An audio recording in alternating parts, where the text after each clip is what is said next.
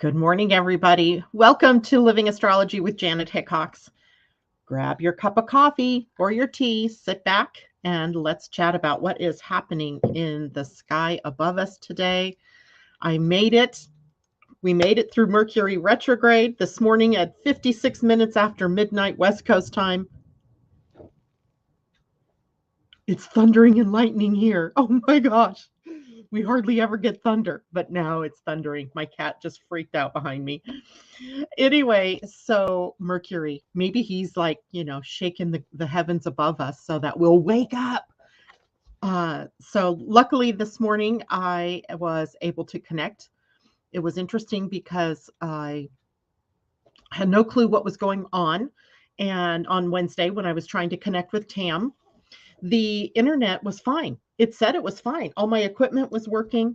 But we just couldn't get me to be able to broadcast out there. And I ended up calling, the cable company. They were able to come out yesterday. And literally, there wasn't anything major going on with the equipment. It just had to be sort of tweaked. And I guess I had my T-Mobile booster plugged into the back of the modem. And so they were fighting for the IP address. And so they quickly fixed that. I said, I don't know why it hasn't been a problem before now, but whatever, it's now fixed. They put in a specific splitter so that the signals didn't get crossed. And now presumably I have a smooth experience. Interesting to find out that there's a problem during Mercury's last day of retrograde, and then, or second to the last day, and then having it fixed the last day of the retrograde. So it is all working now, but we have a lot to catch up on, that means, because everything that I wanted to share with you on Wednesday, I did share on Wednesday evening on Angel Heart Radio, but I don't know that many of you get to listen to that because it comes on later in the day. So we're going to talk about June in the broader sense. Today, we're going to talk about what's going on for this weekend. And I also am going to talk about some significant things that are happening for all of us over the next couple of weeks, but also the next several months. So we've got a lot to get to. I see Tom has joined us this morning. So happy birthday to Tom. Everybody wish him a happy solar return or happy birthday. He is excited about his birthday. I'm sure he bought himself a birthday present. I can't wait to find out what it is because he doesn't want to tell us until he actually has it. But happy birthday to you, Tom. It's so good to see you here, especially since I happened to be up late last night and received an email from you when I know it had to have been like 2 a.m. for you. So you were up late, and here you are joining us this morning first thing. It's good to have you. Let's see. Christine, good morning to you. J-Lo, hello. Erica, good morning. And Gayla, hello to you. Corey, good morning to you. And Debbie, of course, I saw you first thing this morning. Hello. And Pam Zaruba, good morning to you. And everybody else who's joining us out there this morning from behind the scenes, good morning and welcome. So let's start off with what is happening. We'll kind of go in reverse order. Let's do the day, then we'll do the weekend, and then we'll do the bigger picture of June and some of the major events happening in the month of June. So today being June 3rd, we are at the last moment. We finished Mercury in retrograde, and yay for that. Now, we do have a couple of weeks worth of the shadow because Mercury right now has made it, he's at 26 degrees, 5 seconds or 5 minutes, of Taurus. So those of you who are my late degree Tauruses, you have Mercury changing direction right about where the sun might be in your natal chart, which means that this is pretty much profound for some of you, as it may be changing up the energy about what you're thinking about doing, or about what you think about in general, or about what you're talking about. And now he will move forward. He'll pick up steam very slowly. And by about 3 weeks from now, we'll have cleared the retrograde zone. And that will happen when he gets beyond 4 degrees of Gemini, which is the degree where he turned retrograde in the first place. So, Tom, for you, because it's your birthday and Mercury is turning retrograde on your birth or turning direct, excuse me, on your birthday, that is impactful for you for the entire year. So, this might be a year of new beginnings for you in some way. And here's something interesting. I found this chart, Tom, for you and me and everybody else who has birthdays. This is called a Profections worksheet, annual profections. And what a profection is basically the impact that the sun is going to have on the various houses of the chart. So there's like one specific house that is going to be impacted the most for you for the year. And based on your age, right? And for Tom and for me later in the month, we are going to be impacted for the entire year by the second house, which is the house of finances or money that you earn, and also your values and how you live by your values, but also how you value yourself, your self worth, your self esteem, your self confidence. All of those selves come into play in terms of how you attract resources in this year for you, Tom. And isn't it interesting that you've started working since you made the move to Ottawa? So I just find that, and this is actually because your birthday doesn't happen in a vacuum. It does happen on that day, right? That you have your birthday today. But this has been in the works for the last 3 months, right? So it's always like 3 months before your birthday, you start to feel the changes coming. And then it's your birthday. And then even for a couple of months afterwards, you feel the impact of the changes that are happening in your life. So this is something that, will happen for you and be kind of revealed or unveiled for you, Tom, over these next couple of months. In fact, already in play based on what I already know about what's going on in your life. So happy birthday to you. Happy second house focus for the year until your next birthday. And at that point, then it just goes around the wheel. So it would be the third house, etc. So, but by the way, that's a repeat of energies that have gone on through your life. It happened when you turned 1 year old. Of course, I'm not sure, how that would have played out financially. When you were 13, 25, 37, 49, and now 61. And it kind of stops there. So I would have to figure out what the next things, what would be 73. So anyway, that's just kind of fun to look at and give you some idea of what the focus might be besides where the sun is, of course, in your chart and the focus it brings for you. All right, so let's talk about the moon for the weekend. The weekend is a moon in Leo, one of my favorite positions for the moon to be in during a weekend, as Leo has that fun, creative, and festive sort of feel to it when the moon is there. However, we have the void, of course, moon that we have to get through first, and that occurs from 8:15 this morning, my time, until 11:39 this morning, my time.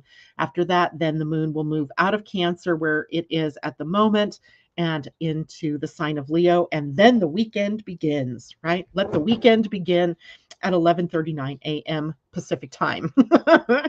Let's talk about the light of Leo. What is the highest expression of our energy of the moon in Leo? First thing that came to my mind was confidence. And the second thing that came to my mind was generosity. So confidence in yourself and in whatever it is that you're doing and how you're proceeding in your life. Generosity of spirit is one of the best things about Leos, right? They give generously, they live out loud, and they give, and they are also willing to receive. So when they are working in the light, it is a wonderful sight to see how the giving and the receiving takes place in their lives. They are humble beings in that respect, loyal to a fault. It is a fixed sign, so there is a steadfastness about them. It is fixed fire. So they can have fixed passions, or they can stay the course in things that excite them, or in the dramas and traumas in their life, even if that is the case. They're kind and charismatic people. So while the weekend is with the moon in Leo, we might find ourselves interacting with more people and finding ourselves in that interaction in a much more fun and lighthearted way. It is a sign when the moon is here that tends to build people up, right? It tends to kind of elevate people, like the confidence that the Leo moon is giving us builds up and then proceeds out of us, where we become, consummate people builders, right? Giving other people of our confidence. And it is warm and inspiring energy, creative, of course. Even artistry is engaged here because we're talking fire, and fire is a creative energy. And we could say that in this case, the light of Leo inspires my light. So we are being inspired and we are inspiring one another this weekend. But of course, we always have to look at the shadow side, excuse me, of everything that we're doing. The shadows of Leo are self involvement. I could have gone with self centered or selfish. Self-centered to me is more positive than negative, so I didn't want to go there. So I guess you could take self-centeredness to the nth degree, and that might be where the shadow is. But let's look at it as narcissistic, right? That would be the profound negative energy of the moon in Leo for the weekend, or having to deal with arrogant or dominant types of people, even within yourself, finding that part of you that is in resonance with that shadow. They often the shadow of Leo can often have an inflated sense of ego, or even a suppressed sense of ego that gives them sort of that inferiority or superiority complex. They can become purposeless and cut off from their creativity, and then they can become tyrants, right? Demanding and commanding things to happen in their lives, or people to do their bidding, instead of that generosity that leads by example. In this case, the shadow kind of says, others need to fail so that I can succeed. So I'm, instead of working to my own good and, shoring up myself and others, I'm kind of undermining other people, maybe even from behind the scenes, working against them instead of working for them. Or even worse, working towards something on the outer realm, but inside I'm sabotaging myself, right? So that is a part of the Leo moon. But for the most part, for the weekend, the moon in Leo brings us that much more festive, or um, the vacation mind, or the ability to play more. So it's a weekend for play, right? It's a weekend to get out. Of course, if it's thundering and lightning like it is here at the moment, probably not so good. But maybe that'll clear the air here and we'll finally get some sunshine and we can hang outside for a couple of days. Now, if we look at the rest of what is happening for the weekend, there's big news this weekend, right? First of all, today, I always consider Friday the weekend, and Mercury turning direct today at 26 degrees, 5 minutes of Taurus. And we also have the beginning of a new human design week today. Actually, it was yesterday, but it's first day that I've gotten to talk to you about it. So we are in a new human design week. And as well on Thursday, which we did not get to talk about, on Wednesday to prepare you for it, is that Jupiter is moved into the gate 17 in our human design, and he will be there for the long haul. He does not leave that gate until September 25th. So, for the entire summer, we are going to be working with the energy of Jupiter at the gate 17. I will break that down for us in more complete terms as we move on this morning. But just know that that's kind of unusual, but it's because he's moved into the gate newly just yesterday, and then will turn retrograde later this month or in July. And then that puts him in that gate for an extended period of time. So then we have to wait until September before he clears that gate. And that means we're going to be focusing for a long term on the issues of that gate, which is called the gate of anticipation in quantum human design. In more traditional human design, it is called the gate of opinions. And in that gate, we have a lot of logic, and we have a lot of need to have things proved to us before we move on. So we're going to want to look at, how do we make that work for us, right? How do we make that work for us? Saturday, tomorrow, Saturn, named for Saturday, or Saturday named for Saturn, turns retrograde. Now, Saturn in retrograde happens, and that spends probably 4.5 to 5 months, depending on what sign he's in retrograde. So it's not like Mercury that goes in, wobbles around, stirs things up, and then leaves. And then we have to contend with whatever the aftermath is. No, Saturn goes in and churns more slowly, changing up the energy of what the lessons are that he's been bringing to us. And then we have a longer period of time to work it through before he goes back to direct motion. So he is turning retrograde at 25 degrees, 18 minutes of Aquarius. Now that puts him in an interesting connection as he turns retrograde with Mercury changing to direct, right? So we have them in what we would say is a square. Taurus to Aquarius energy is squaring. And although that square is going to shift, right? It's not going to be there for all that long, as Mercury is going to pick up speed and move beyond that. We begin Saturn's retrograde with a square to Mercury, which is the mind and communication. So we might have some difficulty as we learn to speak about different things, or how we are thinking about different things.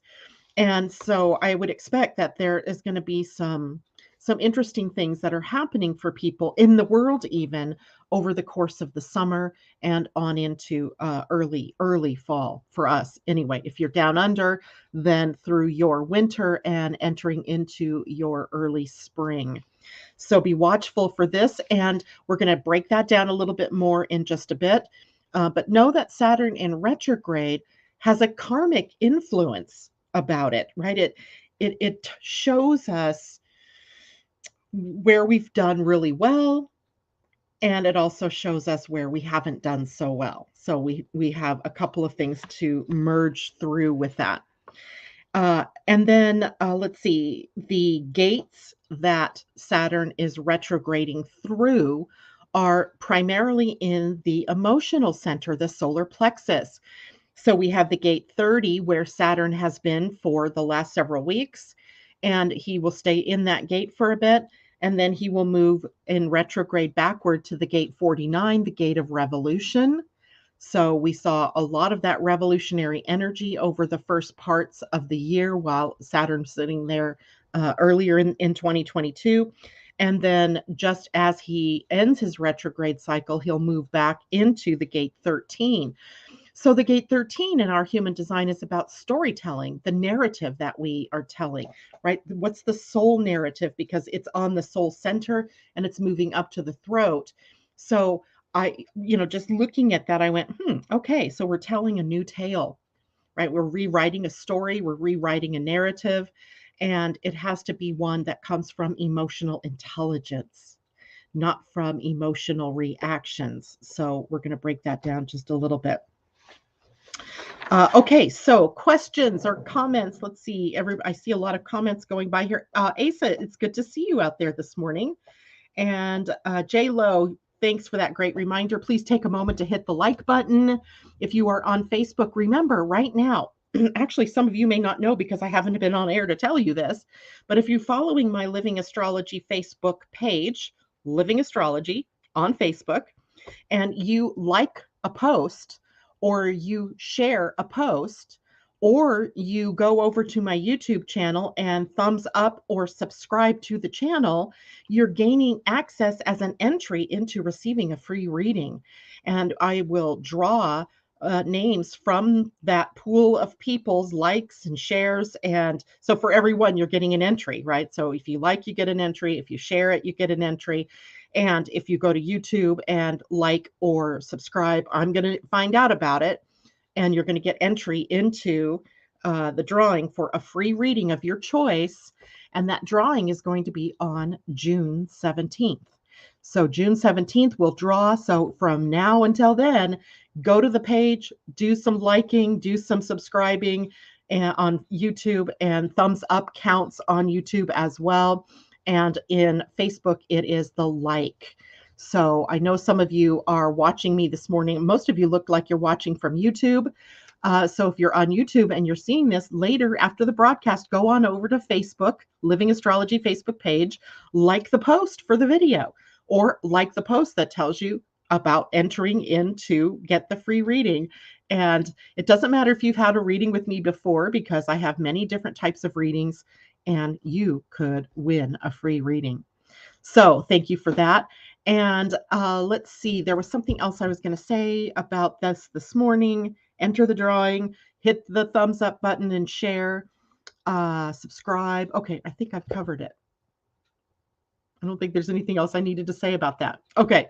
And so thank you, J-Lo, for that. Christine says there are quiet, confident, kind Leos like my brother too. Exactly, right? Leo has a huge heart. In fact, in the human body, Leo's correspondence is to the heart as well as to the spine. So on one hand, we have structure, right? The spine gives our body structure. Without it, we couldn't stand up, right? Our spine gives us the ability to stand upright and to have that structure, right? The soundness of the body. But also, we don't live without a heart. So Leo also rules the heart, and any issues around heart or back can have a correlation to where Leo is in your chart. So what kinds of things are happening around Leo issues in your life? And we can see that sometimes through where Leo is by house in your chart. So in my chart, for example, I have Leo on the second house. And I remember so clearly there was a time several years back, like 2003, where I was just beginning my metaphysical journey as a business. And I was planning a fair, like a metaphysical fair. And it was big. We were going big. We in true Leo fashion, we were going big.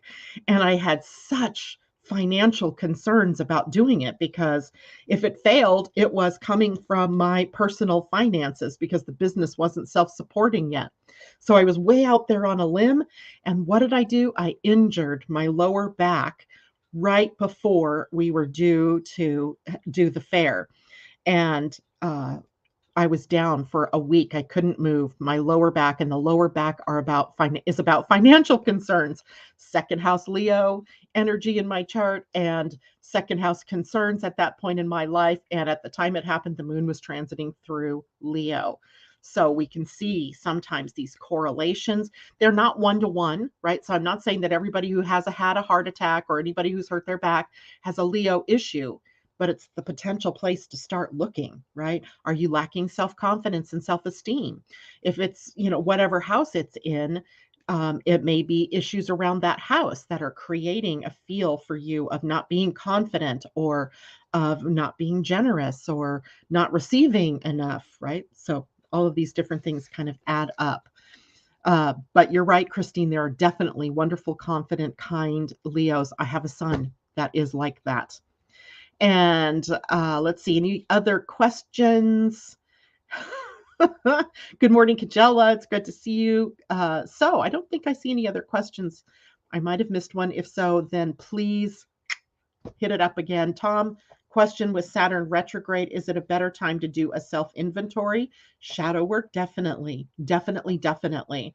And Barbara Doughton, good morning to you. Sounds like a lot of time for reflection, but what could this time, Saturn retrograde, set us up for when it is complete? We're going to talk about that and in just a minute here, Barbara. So that is a great question and a great way to lead into some of the big energies that I want to talk about for the month of June. Now, June is not as chaotic as May was for all of us. So many things were happening in May. Different planets changing signs, Mars changing signs, the eclipses, all of these things that really had an impact on our lives, so much sort of in sort of chaotic ways. For June, it is almost like now we're taking up shadows, right? We're taking up shadow energy. I woke up Wednesday morning. So this would have been from a Tuesday night going to sleep and dreaming, or waking up on Wednesday morning with this absolute clarity about shadows. And I had prepared the entire show for Wednesday for me to focus on the shadows of June, for Tam to focus on the more the astrology changes for June, and then the whole broadcast blew up. So I didn't even get to talk about this. So today I want to talk about that shadow time. It's not that we are going into a collective shadow time like we do in the Pleiadian-Earth calendar or the astrology of that. This is more personalized for us, and also harder to put a finger on, right? So you might have to do your own discovery on what shadows are showing up for you. But I'm going to give you some indications of where to look, because it's in our faces, but it's also more personalized. So it's harder to say all of y'all are going to be feeling it this way, or all of you all are going to be feeling it that way, because it's not going to work that way, right? It's going to work more personally. So here's where knowing your own charts comes in handy, right? If you've got to know yourself a bit in order to make this really understandable. So the first shadow that I want to deal with is Jupiter moving into the gate 17. I didn't even realize until this morning how long that planet was going to be there, right? That length of time says a lot about what it is that we're going to be focusing on. And he's going to be sitting at the gate 17. And this is because, in the gate 17, that's an Aries gate. So in astro design, we're marrying the energy of Aries. So the more youthful, exuberant, action-oriented, confident energy, bold, yet somewhat innocent and sometimes a little naive, that kind of energy, with the human design gate 17, which in the gene keys takes us into omniscience. That's the highest expression of that gate, is being able to see things from the highest perch available, which is for us here, through the eyes of spirit, or through the eyes of God or source, whatever term you want to put there. In the gift level, this gives us farsightedness, where if we're able to use this energy wisely, we can see into the future, right? It's future facing. And in the lowest expression, it is the gate of opinions, where we take in information, we take it and we turn it into fact. And then without any testing or without any proof or without understanding that information is just information, it isn't true or false until you apply true or false to it. And in that case, what we end up with is judgment, right? So this gate can really teach us a lot about judgment and being judged ourselves, but also the judgment that we put out there on our own, right? How we judge ourselves, but how we judge what's going on in the world, how we judge the interactions we have with people on a daily basis. It is a gate of logic. So we have the preference of looking at things through the mind. It sits on the ajna. The ajna is the second center down in your human design chart.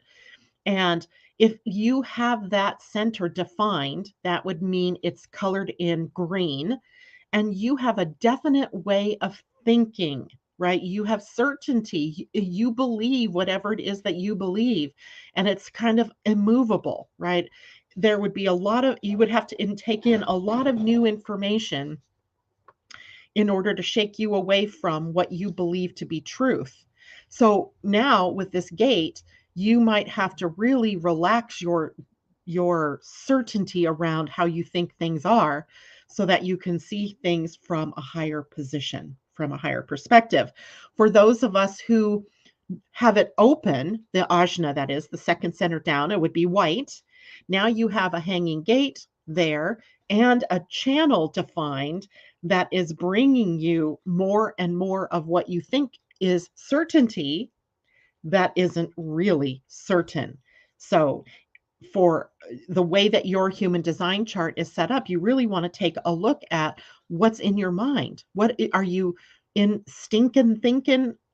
Are you in a stuck mindset where you just can't see the bigger picture? Because Jupiter is the planet here.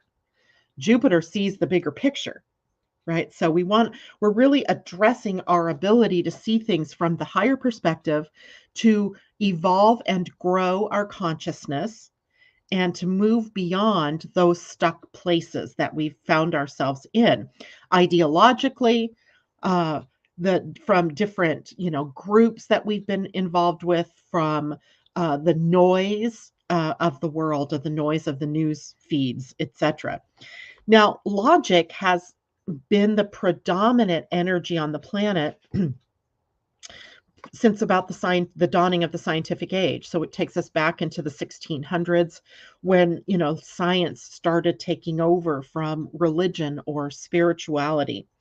And this has led us away from using our intuition and interconnectedness with one another. It's led us down a road of really standing on our own or seeing things from our own perspective, not necessarily looking at how everything is interweaved or how we all interconnect. So the shadow here is about how have we, removed ourselves from the flow of nature? How have we removed ourselves from the flow of information because we've only come down on this? This is the only truth there is. So we are, if we're looking at the shadow energy, then seeing more narrow aspects of the whole rather than the bigger part. So while I'm focusing on the shadow, you can also just say, okay, so the bigger the non-shadow would be for us to see the bigger picture, right? The tendency that we will have, at least for this time period, is to be biased by our own opinions. And then we filter everything that comes in through that bias, right? Whether it's a bias or that is a life experience that we've had, or a thought that we had, or a belief that we've had. So we're filtering everything through these opinions, if you will. Now, again, this is going on through September 25th. Seeing opinions as truth, and then living narratives based on a truth that may or may not even be true. And we could also, instead of creating new things like that, it could be that we're experiencing the effects of having had that as our experience, right? So for example, I'm going to give you a great example. Something happens, you're starting something new and you're all excited about it, and you're moving forward fearlessly, you think, because this is Aries energy, until something happens or somebody says something that brings in self-doubt. Or maybe you have the gate 63 defined and self-doubt is always there, perhaps in the background, just waiting for something to match the picture of it. And then you choose to shut yourself down based on a belief that might not even be true, right? It could be so destructive, so destructive. So it's not just the negative opinions that we might have or the negative thoughts that we have about the world at large, but even how we personally are taking in who we are, what we're doing, and how we're going to choose to move forward. So change the narrative, right? That's the antidote. Using the power of your mind to explore possibilities now, instead of breaking it all down and just believing it can only be this way, that this is the only way, the truth, this is the only thing it can be, right? So we want to think of possibilities, right? We want to look at the bigger picture. We don't want to be Pollyanna. That's not what we really want either. But we want to know that there's something bigger at work in the world or in the universe, right? That there's some other reason why some of these things are happening. We want to become inspired and inspire others. These are the antidotes to the shadows, right? We focused on the shadow. If we want to go to the level of farsightedness or omniscience, we want to use the power of our mind to explore and expand into possibilities. What more is possible? We want to become inspired, and we want to use that inspiration to inspire others. And we want to allow expansiveness. We don't want to shut down and become more narrow. So when the gate 17 is working in its highest and best, it is an expansive energy. It is in human design, the quantum human design, called anticipation. Anticipation, because it sees what might be coming down the road or what people might need or want in the future. And the future could be a week from now or a month from now or in September when this ends. And we prepare that. We prepare to go there, right? We prepare to live in that expansive nature. So That's huge for all of us. And that also takes up Jupiter's retrograde station, which doesn't happen until later in July. So we've got a long period of time where our growth is going to become more internalized. We may have to look within. We may have to look within and see where it is that we've narrowed too much or where we got stuck in a thinking pattern that isn't of benefit to us, right? And so here is where I want to talk a minute about choice. I wanted to check the time. In the work that I'm doing now in the Akashic Records, as we learn astrology and human design, and then go into the Akashic Records for your soul alignment, and then we realign your soul to what your original soul blueprint was, and we even explore the galactic heritage that you have or that you are, what we begin to see is the effect of what you might call karma, but what now I'm understanding are the choices that we made. So karma, and this is in preparation, but this is a Jupiter Saturn chat we're having here, because the next thing I'm going to go into is Saturn in retrograde, which is often, I said earlier, has a karmic feel to it. But I want you to understand the concept of karma and that you aren't a victim of it, right? We are not victims of karma. That's old paradigm thinking. That's, Piscean age thinking. We're moving out of Piscean and into Aquarian thinking. That means we have to look at these things in a new way, right? We have to look at this idea of karma. And when I'm thinking about karma now, I'm thinking about, well, what choice did I make? At the level of choice is where things go wrong, right? It's not that you couldn't do something or that somebody did something to you or all of that. The karma is in the choice that you made. The choice might have been to blow up your life. The choice could have been to open up your heart and love more. Your choices, right? And the choices that we make drive the karma, the balancing out of the choice. And really what I think of when I think of this is choose again, right? Karma is about choosing again, right? You might have to experience the results of the choices you've made in the past, maybe even choices that were made in other lifetimes that you don't even consciously have in your field of expression yet. But you are always free to choose again. That's what free will is all about. That's why we come to this planet, right? The reason we come here is so that we can exercise and learn about intention, free will, and choice, right? Choice is what it is all about. So you're not a victim. I'm not going to pick on people. I'm just going to pick on projectors for a minute, right? Projectors, when they first hear that they're projectors, and I tell them that they have to wait for invitations. That's how they make their best decisions, is when they're invited into life. I can see the shutdown starting to happen because really they get this idea about how limited an invitation might be.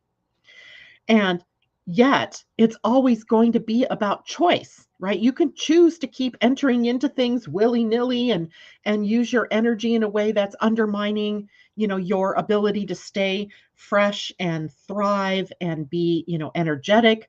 Or you can follow your strategy, which is to wait for the invitation into the big things in life and find yourself following a path of ease and flow. Going with the flow, flowing with the go, right? So it comes down to choice. And as far as karma, if you will, is concerned, that choice, let's say you choose to just keep going and doing things the way you've been doing them, and you're getting more tired and you're getting close to burnout, you're creating anxiety, your body's breaking down, things are happening that you didn't expect to happen, blowing up, as it were, things. And you can stop at that point and you can go, I see the choices that I'm making are not in support of who I am. At soul level, who am I? At energy level, who am I?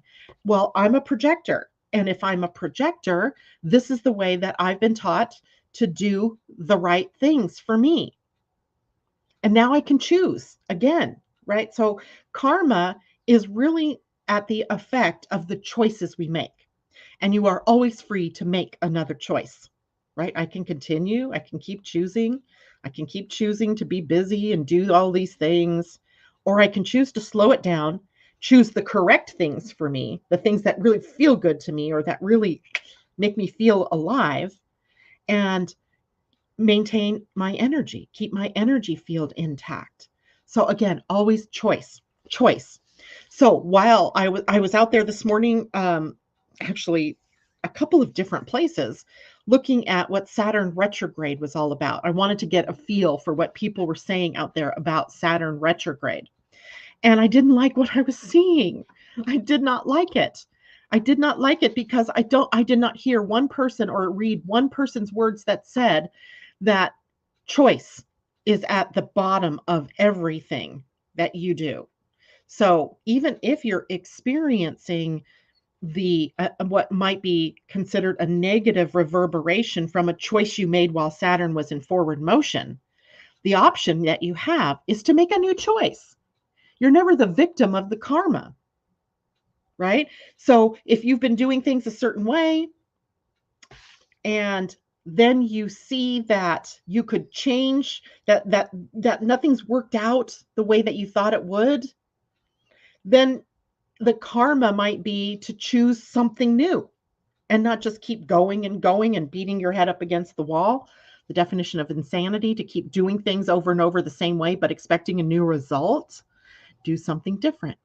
So I love that, Gayla. Karma can be renewed every second, and we can too. Exactly. And it's all based on choice, the choices you make. The choices you make to think a different thought. It could be that simple. The choice you have to set your beliefs aside and be a little bit more open-minded and open-hearted. The choice to stop running around like a chicken without your head and be more contemplative as you make decisions, to the choice you make to see things from the higher perspective, and all ways in your life. So now Saturn is turning retrograde at the gate 30. He's been in the gate 30, the gate of passion. And the passion at this gate is emotional. It's on the emotional center. It is the emotional connection that we have to what brings us joy, what brings us that excitement to share of ourselves with others, right? To share of our gifts with the world. And when we are living from our passion, it sustains us, right? We automatically begin to choose the things that support the passion. But I'll hear a lot of people tell me, well, I don't know what I'm passionate about. I don't know what is passion, right? What is that? Well, if you have an opportunity then to discover what that is, that might happen during a Saturn retrograde, right? Because maybe you're saying to yourself, well, what am I passionate about? It's in the air. I hear people saying that to me all the time. I think I told you guys on, no, I don't remember when we had this conversation, if we did, but I had my granddaughter and a couple of her friends here the other night. They're all around 19 years old, 18, 19. And somehow they were here to pick my brain about astrology for sure. So we were already having that kind of a conversation. And I said something to them about, well, what are you passionate about? What lights that fire within you? And they, of course, their youth, probably the cause of this, but they didn't know. But then they started thinking about it, right? So then one of them is saying, well, I really love it when I'm outdoors and I'm, on the beach, or I'm, doing physical exercises, or, exercising my body. Like, okay, that gives you a clue what you might be passionate about, right? Maybe you're passionate about physical fitness.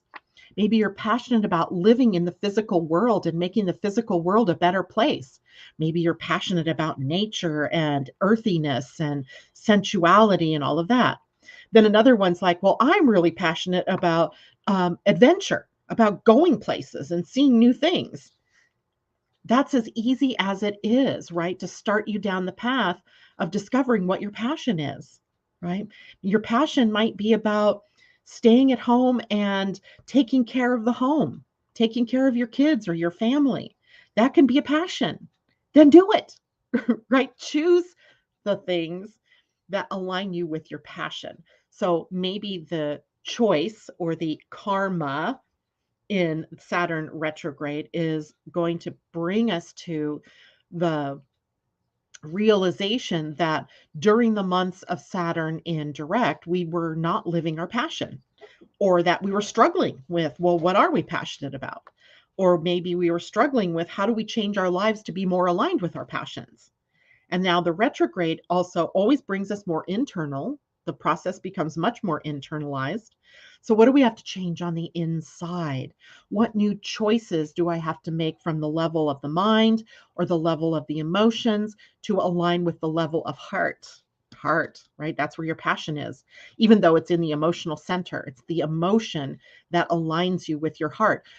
In human design, we often talk about the heart center, which is the little will center, and the emotional center being calibrated by one another. So the emotional center is telling you by what you're feeling about how aligned you are with what you're loving and what you're passionate about, what you're what your soul, you're aiming at your soul here. And so the emotional state that you're in will tell you how aligned or misaligned you are. So it's not like we don't know, right? It's not like we don't have any clue or anything that could, any tools that could clue us in to that either alignment or misalignment, because it's right there in our emotions. It's right there in how you feel. It's right there in about your how you feel, and then how those feelings affect your thoughts. And then what you start thinking then is a feedback to the emotions, which can then either take you closer to your heart or take you further away from it. The karma here is all in the choice that you're going to make in those moments. In those moments, it's up to you. There is no hand of God down on top of you saying, you've been a bad girl, you've been a bad boy, and now you don't get what you want. No candy for you for Christmas, right? Coal only in your stocking. No, that doesn't happen. That's doesn't happen. Let's X that out. What happens is you always have the choice. You always do. Always. And at the level of choice, you can choose again. And Saturn in retrograde is bringing us that.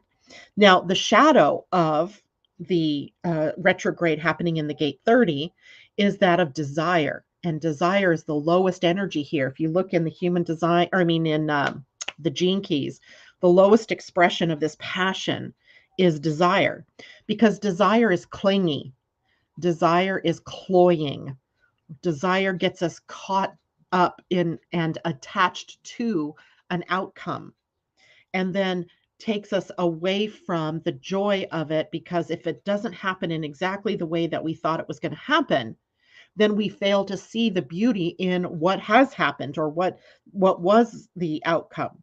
So from desire, sometimes if we don't see what we want coming, then we start to micromanage God or source or the universe, and we leap into into chaos, right? We can leap into a chaos, not waiting for the right timing, not following our type and our strategy.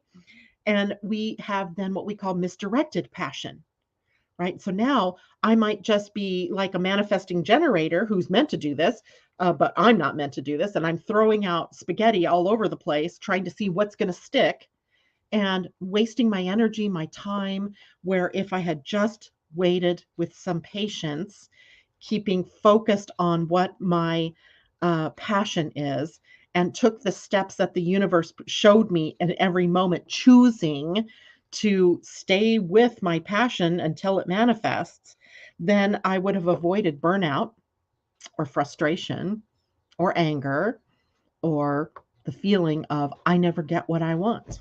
Nothing good ever happens for me. So this is the energy that Saturn in retrograde will be bringing us. Choose again. Just choose again, right? Make another choice. So, okay, hopefully everybody's taking that in and feeling that. Erica, if you haven't gotten your soul alignment reading with Janet, do it. I highly suggest it. It's amazing. And soul realignment work is amazing too. It's just a little scarier for me to do that. It's very intense. it's very, I think there's always a fear when we do something like a soul realignment, like maybe parts of us don't want to um, agree that the choices we made have brought us to this. I think I feel like, having to deliver some messages to people about the choices they've made might, be greeted with upset or disbelief even. So, your butt's out there a little bit on the line, but again, it all relates to the choices you've made. And don't you want to know what choices you've made that took you out of alignment with your beautiful soul, right? I do. I do. So I want to help you do that too, which is why I'm doing this work now. Uh, so Lo, my children think I'm mean when I tell them that. I tell them the power is in their hands. How's that mean? I don't get that. Um, they hold the cards, so you decide if you hold them or fold them to start over. I think a lot of that feeling that you're suggesting that your girls or your kids have comes from a world that has been teaching them to use only their logical mind, right? So it's not like they get a rounded education unless you're teaching them at home. And I'm not suggesting that even religious education, that's not right either. I mean, and I'm not saying it's a bad thing. I'm just saying that, you're focusing them just as much on something, a limited viewpoint as the, regular schools or public schools are focusing. We need something more holistic, right? That's the key, right? The holistic view. Schools are teaching to the logical mind. They're teaching to the generators and manifesting generators. They're not necessarily teaching to the projectors, the reflectors, or the manifestors. In fact, they don't even understand what that might look like. I think on some level, teachers, they go, yeah, like I have these different groups of kids in my class, but they can't teach to all of them separately. So they have to teach to the most number of people. And that's a limitation I find in our education system as it is. And there are some things that are changing in that system, but systems are slow to change. So then it becomes the parents' responsibilities then to teach the kids a more rounded way of looking at the world. Yet a lot of the parents are still in 4D thinking, right? A lot of parents out there haven't come into this 5D way of thinking yet, which is intentional, right? Intention, setting intention and living from intention instead of living from that more victim mind, living from a timeline that's, ancient, old. So we need to bring that all into clarity for our kids. So keep doing that, Lo. You're doing it good. You're doing it right. And Christine, lots of people agreeing with that. Tom, the soul reading is deep, a real eye, heart, soul opener. I so agree. Yeah, it's amazing. It's really amazing. And I've not had an experience yet with someone that I've done a soul reading, a soul alignment reading with that said, no, that's not me. It's almost like that there's this, oh, of course that's who I am. Like I'm aligned with that. Now I know who I am. And now I can start to choose to live in alignment with that rather than making choices that have pulled me away from it. But of course, there's still that part of you in this lifetime and other lifetimes that have chosen things that might have taken you away from it. And that's what we attempt to work through in the soul realignment, really literally changing your soul record to reflect that you are making a new choice, that I'm now choosing to live from the highest possibility of who I am. And things change. The impact is huge. Another cat in my house. Okay. Now, the last thing for June, as we are winding down our show here this morning, is Neptune also turning retrograde in June. And I usually I love the idea of Neptune retrograde. It seems like, and this may be really helpful with Saturn in retrograde, that we become more intuitive. We become more inner focused, like we're hearing the voice of spirit more loudly when Neptune turns retrograde. We're more willing and able perhaps to see the more spiritual side of things. So Neptune doesn't turn retrograde until the 27th of June. So we've got pretty much the whole month still with Neptune in forward motion. But during the retrograde, we get to tap into the deeper parts of ourselves easier than usual, right? If there's not as much noise, perhaps, or when we choose to move into the more contemplative, meditative space, we get there easier, right? It's an easier way for us to get there. But I'm a little concerned about this one because it is also on the emotional center, and Neptune is at the gate 36. In that shadow energy, there is turbulence. It has a boredom that happens to it, and out of boredom that leaps into or out of things. That restless energy. I've felt this energy in my life over the last couple of months while Neptune has been sitting here, and it's vague. It's hard to pin down, such as the case of Neptune anyway. And many times I've just had this feeling inside, like of restlessness. I don't know how else to put it. That like I'm almost waiting for something to happen. Sometimes you might say like waiting for the other shoe to drop. Um, and it can create turbulence in life because some people don't like that feeling. It's hard to sit with that feeling. It's hard to sit with that emotion of turbulence or of chaos or of boredom or of restlessness and not do something, right?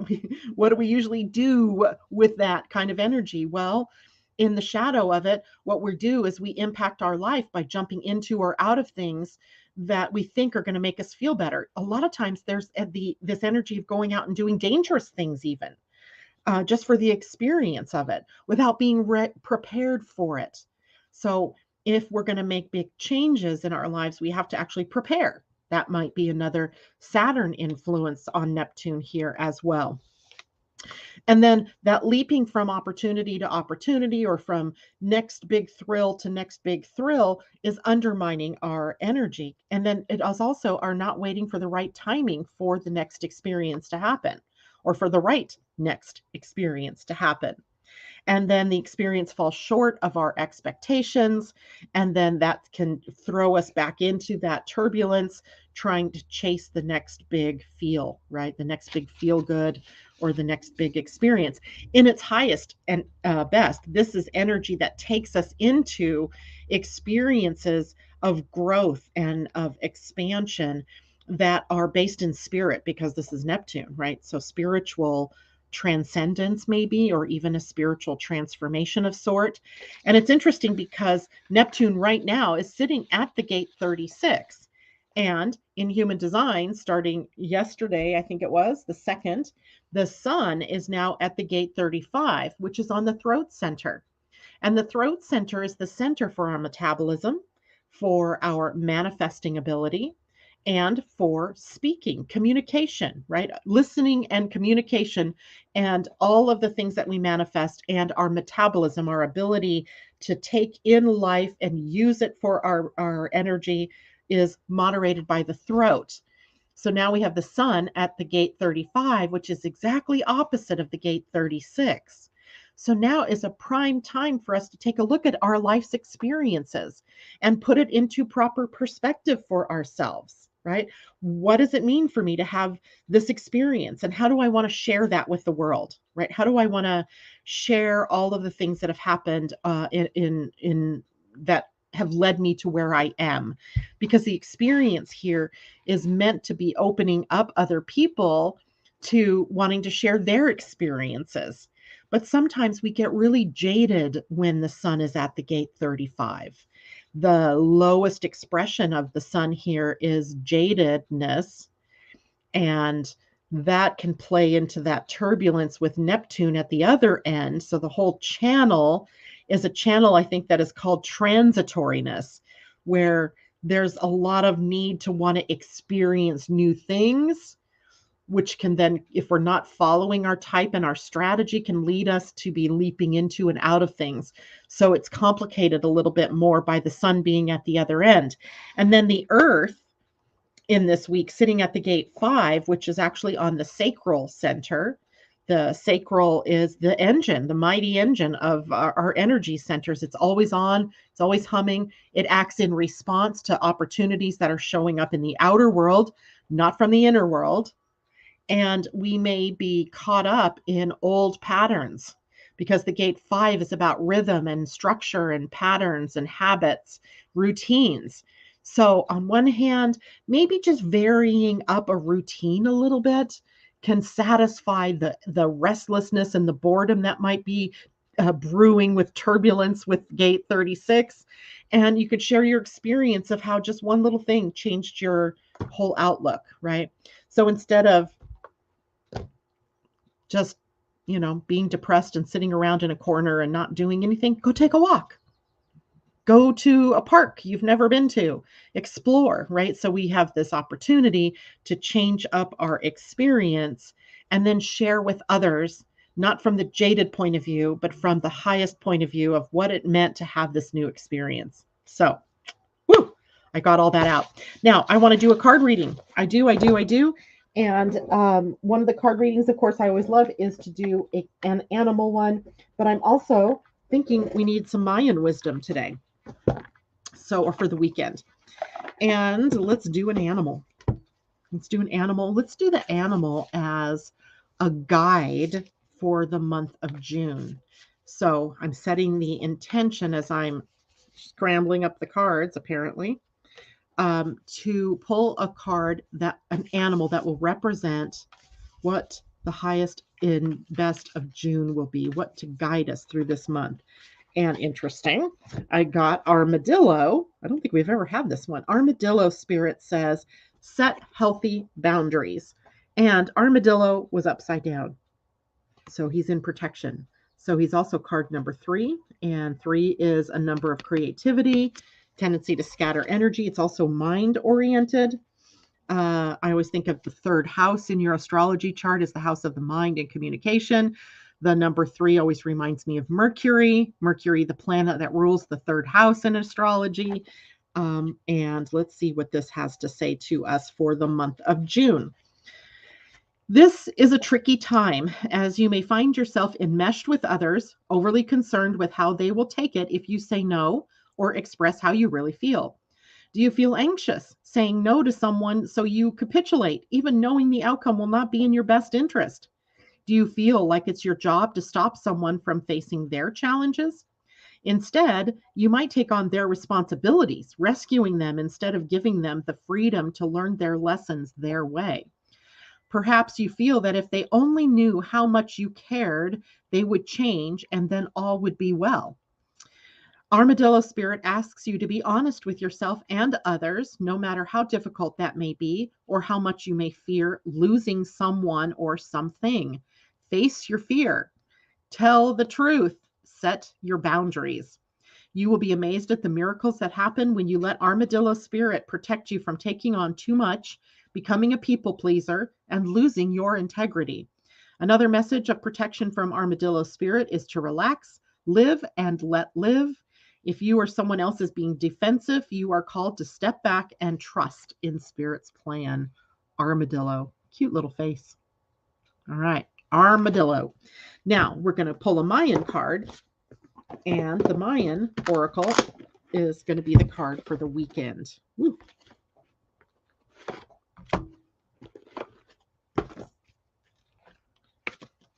Maybe we could make this a way to see ourselves in the weekends change in Saturn. So maybe we can use it for Saturn wisdom. Ooh. Saturn wisdom is Eek. Eek in the Mayan calendar is the same as breathing energy in the Pleiadian-Earth energy. It is all about ideas and possibilities. I love Eek. So let's read about Eek. And Eek is the second energy that comes in after, the energy of the creative, right? The nurturing energy of birth.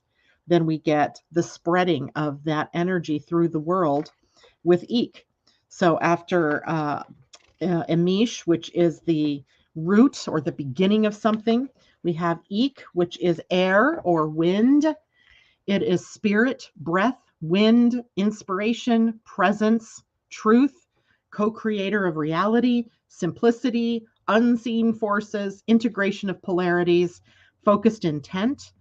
And its symbol is the spiral or the whirlwind or hawk energy. Its shadow wisdom is choosing to see oneself as a victim rather than taking responsibility for creating one's reality, doubting your connection to divinity, issues of separation, and thinking you are separate from spirit. But the shadow transformation comes with learning to sense and experience your connection with the divine by acting on inspiration as it comes to you.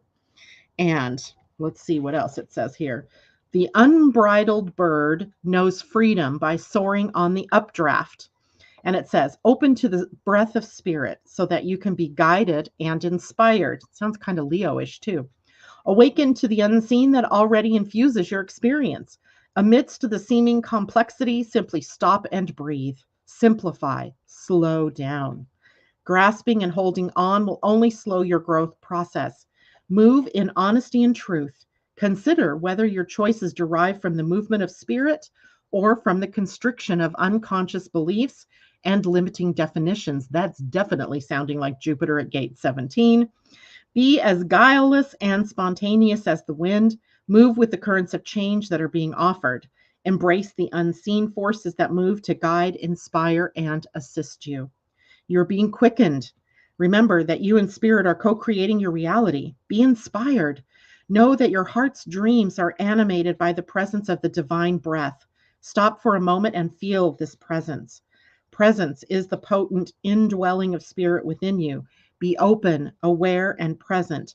By simply being, your true identity and presence emanate naturally. In your present situation, allow yourself to be seen as you truly are. You're being asked to be aware of the polarities within you, to create a unified field of your full presence. There is tremendous power in the recognition of your wholeness. Open in this moment to the vitalizing currents of spiritus that flows through it. Gotta love that one.